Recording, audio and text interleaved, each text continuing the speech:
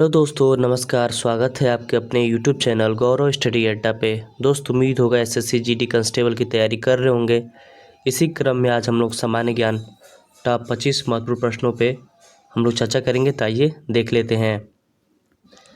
पहला प्रश्न है, निम्नलिखित में से किस सिख गुरु को जहांगीर ने मृत्यु दंड दिया था? ऑप्शन ए गुरु Harikishan, option B Guru Tegh Bahadur, option C गुरु गोविंद सिंह और ऑप्शन डी हो जाएगा गुरु अर्जुन देव। तो किसको किया था?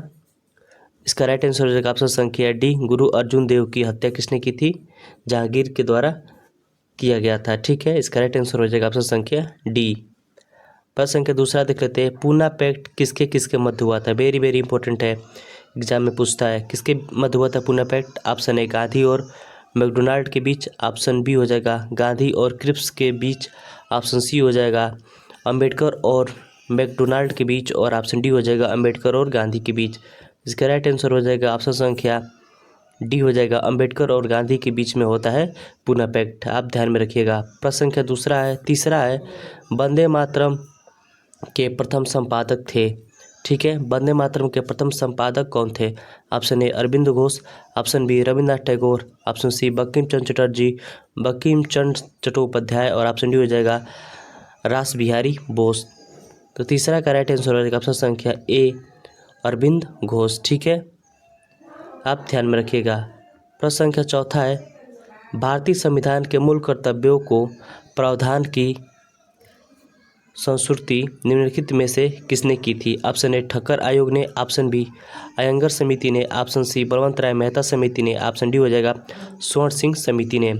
तो चौथा का राइट आंसर हो जाएगा ऑप्शन संख्या डी, स्वर्ण सिंह समिति पर सिफारिश पर क्या होता है? मूल कर्तव्यों को जोड़ा गया था भारतीय संविधान में। आप ध्यान में रखिएगा। आगे देख लेते हैं। प्रश्न संख्या पांचवा, निम्नलिखित में से कौन सा पदार्थ सबसे अधिक ज्वलनशील है? ऑप्शन ए रुई, ऑप्शन बी लायलान, ऑप्शन सी ऊन और ऑप्शन डी हो जाएगा रेशम। तो पांचवा का राइट आंसर हो जाएगा ऑप्शन संख्या बी नायलॉन। ठीक है, सबसे ज़्यादा ज्वलनशील है। आप ध्यान में रखिएगा। आगे देख लेते हैं। प्रश्न संख्या छठवा, दिल्ली में स्थित है शांति वन समाधि किसकी है? ऑप्शन ए जवाहरलाल नेहरू की, ऑप्शन बी लाल बहादुर शास्त्री की, ऑप्शन सी इंदिरा गांधी की और ऑप्शन डी हो जाएगा राजीव गांधी की। तो इसका राइट आंसर हो जाएगा ऑप्शन संख्या ए, किसकी समाधि है? जवाहरलाल नेहरू की समाधि है शांतिवन समाधि, जो दिल्ली में स्थित है। ध्यान में रखिएगा। आगे देख लेते हैं। प्रश्न संख्या सातवां है, चीनी यात्री फाहियान ने भारत का भ्रमण किया था, किसके समय किया था? चंद्रगुप्त मौर्य के शासनकाल में किया था कि चंद्रगुप्त प्रथम के शासनकाल में? कि ऑप्शन सी हो जाएगा द्वितीय और विक्रमादित्य के शासनकाल में, ऑप्शन डी हो जाएगा हर्षवर्धन के शासनकाल में। तो इसका राइट आंसर हो जाएगा ऑप्शन संख्या सी, चंद्रगुप्त द्वितीय, जिसे हम लोग विक्रमादित्य कहते हैं। इसी के शासनकाल में कौन आया था? चीनी यात्री फाहियान आया था भारत में। ठीक है, आगे देखते हैं। प्रश्न संख्या आठवां है, युद्ध या बाह्य आक्रमण के कारण की गई आपातकाल की घोषणा का सांसद द्वारा अनिवार्यता अनुमोदन होता है। ऑप्शन ए 1 महीने में, ऑप्शन बी 2 महीने में, ऑप्शन सी 3 महीने में और ऑप्शन डी 4 महीने में। तो इसका राइट आंसर हो जाएगा ऑप्शन संख्या ए 1 महीने में होता है। ठीक है, प्रश्न संख्या 9वां है, शून्य आधार वाला बजट सर्वप्रथम लागू हुआ था। ऑप्शन ए भारत में, ऑप्शन बी ब्रिटेन में, ऑप्शन सी रूस में और ऑप्शन डी हो जाएगा संयुक्त राज्य अमेरिका में। तो इसका राइट आंसर हो जाएगा ऑप्शन संख्या डी, संयुक्त राज्य अमेरिका में प्रथम बार जो है शून्य आधार वाला बजट लागू हुआ था। आप ध्यान में रखिएगा। प्रश्न संख्या 10वां है, संसार में चाय का मुख्य उत्पादक देश है। ऑप्शन ए चीन, option B Sri Lanka, option C Indonesia और ऑप्शन डी भारत। तो 10वें का राइट आंसर हो जाएगा ऑप्शन संख्या डी, भारत। ठीक है, भारत जो है संसार का चाय का मुख्य उत्पादक देश है। ठीक है, ध्यान में रखिएगा। प्रश्न संख्या 11 देख लेते हैं। प्रश्न संख्या 11 है, यूनानी चिकित्सक विज्ञान के जनक किसे माना जाता है? ऑप्शन ए सोलोन को, ऑप्शन बी अफलातून को, ऑप्शन सी हो जाएगा हिपोक्रेटस को, ऑप्शन डी सुकरात को। तो इसका राइट आंसर हो जाएगा ऑप्शन संख्या सी, हिपोक्रेटस को जो है यूनानी चिकित्सा विज्ञान के जनक माना जाता है। प्रश्न संख्या 11 देख लेते हैं। 12, कोरोना किस देश की करेंसी है? ऑप्शन ए स्पेन की है, ऑप्शन बी स्वीडन की है, ऑप्शन सी इटली की है कि ऑप्शन डी नीदरलैंड की है। तो इसका राइट आंसर हो जाएगा ऑप्शन संख्या बी, स्वीडन की जो है मुद्रा क्या है? कोरोना है। ठीक है, आप ध्यान में रखिएगा। आगे देख लेते हैं प्रश्न संख्या 13, वृंदावन गार्डन कहाँ स्थित है? वृंदावन गार्डन कहाँ स्थित है? ऑप्शन ए मैसूर में, ऑप्शन बी मथुरा में, ऑप्शन सी वृंदावन में और ऑप्शन डी बंगलौर में। इसका राइट आंसर हो जाएगा ऑप्शन संख्या ए, मैसूर में स्थित है वृंदावन गार्डन, ध्यान में रखिएगा। आगे देख लेते हैं प्रश्न संख्या 14 है, वेलिंगटन ट्रॉफी किस खेल में दी जाती है? वेलिंगटन ट्रॉफी किस खेल में दी जाती है? Option A rowing, option B swimming, option C yachting और ऑप्शन डी शूटिंग। तो इसका राइट आंसर हो जाएगा ऑप्शन संख्या सी, याचिंग में दिया जाता है, ठीक है, ध्यान में रखिएगा। आगे देख लेते हैं प्रश्न संख्या 15 है कि भारत के राष्ट्रपति के रूप में निर्वाचन के लिए योग्यता निम्नलिखित में से कितनी होती है? न्यूनतम उम्र, ऑप्शन ए 35 वर्ष, ऑप्शन बी 25 वर्ष, ऑप्शन सी 30 वर्ष और ऑप्शन डी हो जाएगा 21 वर्ष। तो क्या राइट आंसर हो जाएगा ऑप्शन संख्या ए, 35 वर्ष होती है राष्ट्रपति की न्यूनतम उम्र, ठीक है। आगे देख लेते हैं प्रश्न संख्या 16 है, नटराज की प्रसिद्ध काष्ठ मूर्ति जो है उदाहरण है?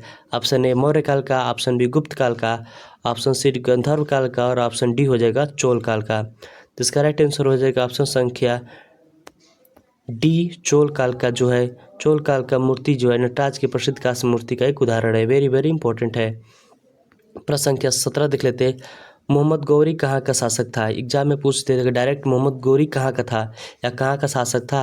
ऑप्शन ए पार्सियन का, ऑप्शन बी अफगानिस्तान का, ऑप्शन सी इराक का और ऑप्शन डी तुर्की का। तो इसका राइट आंसर हो जाएगा ऑप्शन संख्या बी, अफगानिस्तान का निवासी था, ठीक है, या अफगानिस्तान का शासक था मोहम्मद गौरी, ठीक है, ध्यान में रखिएगा आप। आगे देख लेते हैं प्रश्न संख्या 18 है, पानीपत के तृतीय युद्ध की बात करें हम लोग, पानीपत के तृतीय युद्ध, तो युद्ध मराठों को पराजित में बाबत निम्नलिखित पर विचार कीजिए। ऑप्शन ए सदशिवराय की कूटनीति की गलतियाँ, ऑप्शन बी अहमद शाह अब्दाली के उत्कृष्ट सेनापतित्व और ऑप्शन तीसरा हो जाएगा मराठा सेना में बहुत से अनाड़ी लड़ाकुओं का होना और चौथा हो जाएगा मराठा सेना के एक सेनानायक इब्राहिम खां गर्दी की गद्दी पर मराठाओं को हार का कारण क्या था?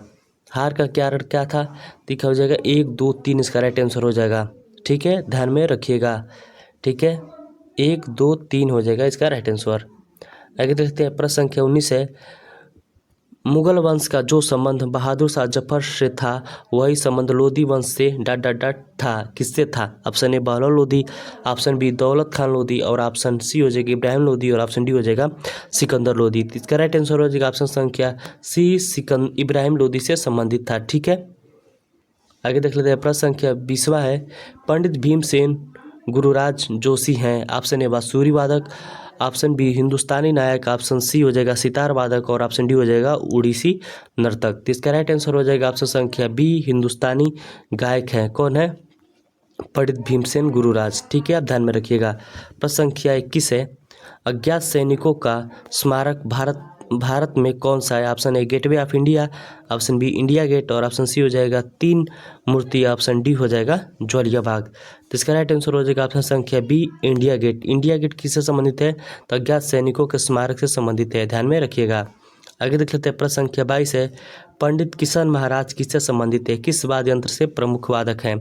Option A santoor, option B sitar वादक, option C violin, option D हो जाएगा तबला। तो 22 का राइट आंसर हो जाएगा ऑप्शन संख्या डी, तबला वादक से संबंधित है पंडित किशन महाराज, ठीक है, आप ध्यान में रखिएगा। आगे देख लेते हैं प्रश्न संख्या 23, मैदुरई की राजधानी थी, मैदुरई की राजधानी क्या थी? चोलों की, पल्लव की, पांड्यों की राष्ट्रकूटों की। तो इसका राइट आंसर हो जाएगा ऑप्शन संख्या सी, पांड्यों की राजधानी कहाँ थी?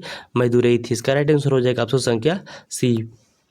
प्रश्न संख्या 24 है, निम्नलिखित धातुओं में से किसने सिंधु घाटी के लोगों को नहीं जानते थे? ऑप्शन ए तांबा, ऑप्शन बी कांसा, ऑप्शन सी लोहा और ऑप्शन डी हो जाएगी इनमें से कोई नहीं। तो इसका राइट आंसर हो जाएगा ऑप्शन संख्या सी, लोहा। लोहा जो है सिंधु घाटी की सभ्यता में लोग लोहा से अपरिचित थे या लोहा का ज्ञान नहीं था। ऑप्शन 25 है, अकबर के शासन के दौरान राजस्व प्रणाली किसके हाथों में थी? Option A Bairam Khan, option B Man Singh, option C Birbal, option D Todarmal. तो इसका राइट आंसर हो जाएगा ऑप्शन संख्या कौन सा हो जाएगा? ऑप्शन संख्या डी हो जाएगा, टोडरमल के हाथों में था, ठीक है, इसका राइट आंसर हो जाएगा ऑप्शन संख्या डी, टोडरमल। दोस्त अगर वीडियो अच्छी लगी हो तो प्लीज़ लाइक करिएगा, सब्सक्राइब करिएगा और शेयर करिएगा। बहुत बहुत धन्यवाद।